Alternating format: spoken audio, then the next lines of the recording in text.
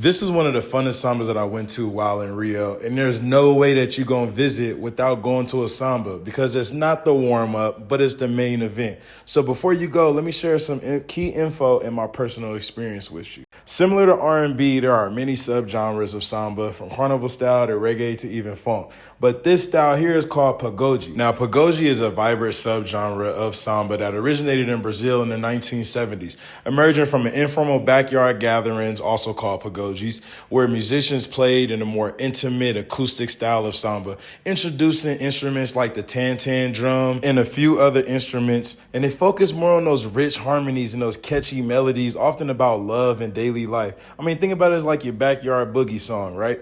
And it makes sense because you see people throw their arms in the air and they shuffle their feet and they sing to the highest of the highest. But what's most familiar to me about this experience is this feeling of church. I've seen hands in the air thrown as if they're reaching for something on a higher plane than its current reality. Sweat dripping, rhythmic claps, congregation, tambourines ringing in response to the bass drums, and mics being passed around for testimony. I admit at first, I didn't get it, but then when I watched and just observed, I realized that this was somewhat reminding me of a prayer circle. I mean, samba is derived from a Bantu word meaning prayer, so my feelings aren't far off. I left there feeling just reinvigorated. This is what samba is all about: being around people, libations soaking up the ground, shoulder to shoulder so you can let your neighbor know, hey, I mean, this is literally an experience that you should not leave Rio without. So as a favor to you all who always ask me, I'm going to tag a few sambas that I went to that I personally enjoyed, but best believe, ask locals when you get there because there's so many more throughout the city. So in the meantime, save this post for your next Rio trip.